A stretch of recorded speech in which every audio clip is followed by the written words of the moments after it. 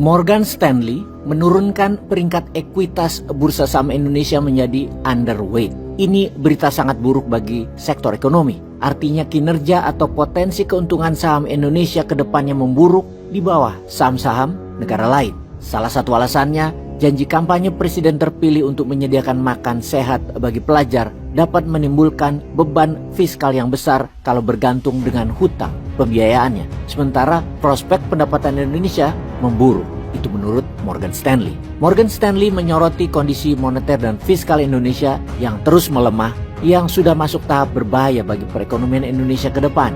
Adakah pejabat dan masyarakat menyadari betapa parahnya ekonomi Indonesia ke depan? Belum kebayang ya.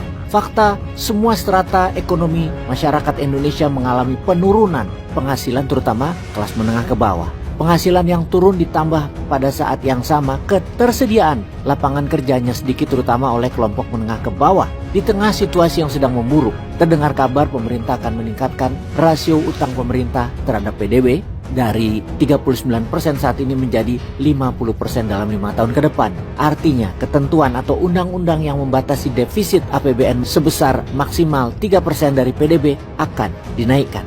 Berita ini membuat kurs spot rupiah langsung anjlok. Kurs spot rupiah menyentuh 16.477 per dolar. Padahal kurs rupiah masih bertahan di sekitar 16 ribuan atau 16.280 per dolar pada paginya. Aslinya, Bank Indonesia tidak berdaya sama sekali, juga tidak dapat menahan laju penurunan kurs rupiah yang sangat cepat. Kalau dianalisa secara mendalam, rencana kenaikan rasio utang menjadi 50% menunjukkan tim ekonomi yang sedang bingung atau panik untuk bisa memenuhi janji kampanye terkait makan siang gratis atau susu gratis, serta beban neraca perdagangan yang minus, ditambah beban hutang pemerintah yang besar.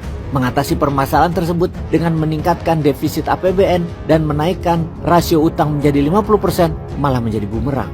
Kurs rupiah akan anjlok ke angka 17.500 bahkan 18.000. Itu bukan mustahil akan tercapai.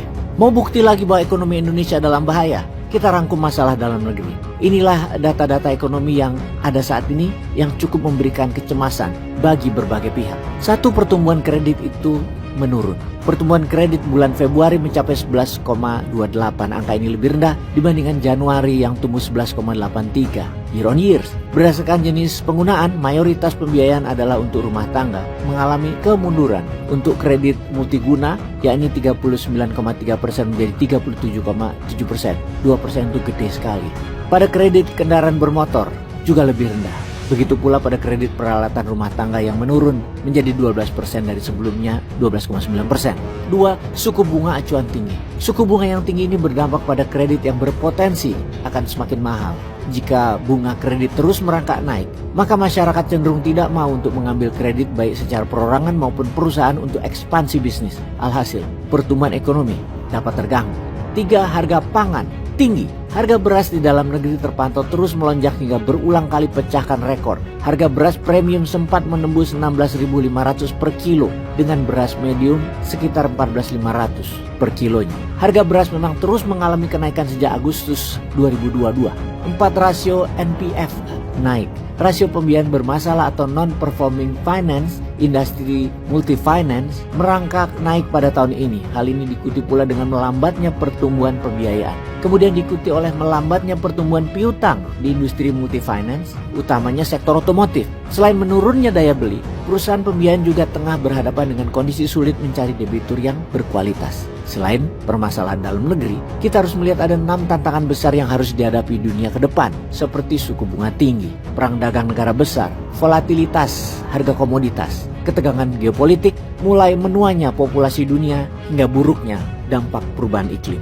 Sahabat, kita semua setuju, geopolitik dunia baru akan membuat tatanan ekonomi baru. Pertanyaannya, mana tatanan ekonomi Indonesia ke depannya? Masa dinaikin rasio utang sih? Peace.